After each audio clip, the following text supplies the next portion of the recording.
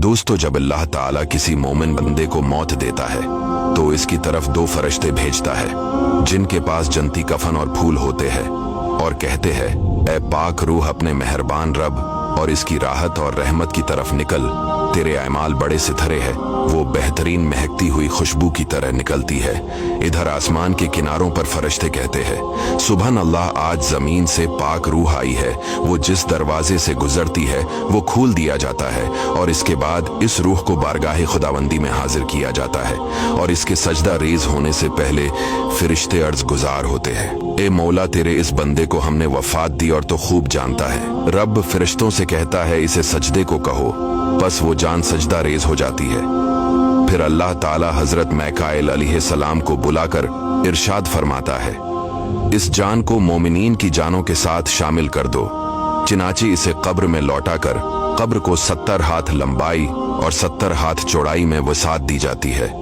इसमें फूल बखेर दिए जाते हैं और रेशम बिछा दिया जाता है और अगर उसे कुछ कुरान याद होता है तो वही इसके लिए कब्र में नूर बन जाता है। फिर एक दरवाजा जन्नत की तरफ खोल दिया जाता है और वो सुबह और शाम अपना जन्नती ठिकाना देखता है। जब अल्लाह ताला किसी काफिर को मौत देता है तो इसके पास दो फरिश्ते भेजता है। वो कहते हैं, ऐ नापाक रूह अपने रब की नाराजगी और दर्दनाक अजाब और जहन्नम की तरफ निकल। तेरे करतूत बड़े बर्रे थे, वो निहायत बदबूदार मुर्दे की तरह निकलती है। हर आसमान के किनारों पर फरिश्ते कहते हैं, अल्लाह पाक है, जमीन से कैसी बदबूदार खबीस रूह निकल के आ रही है। इसके लिए आसमानी दरवाजे नहीं खोले जाते।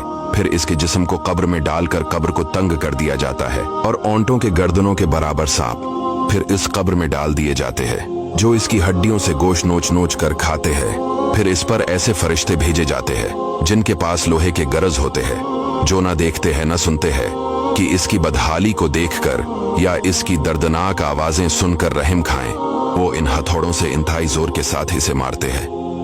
फिर इसकी कब्र में दोज़ख का दरवाजा खोल दिया जाता है। वो सुबह शाम अपनी जहन्नमी ठिकाने को देखता है। वो जहन्नम को देखकर अल्लाह ताला से सवाल करता है कि मुझे इसी कब्र में रहने दे ताकि बादी क़ियामत जहन्नम के अजाब में मुब्तला ना हुओं। दोस्तों, वीडियो को शेयर जरूर कीजिएगा।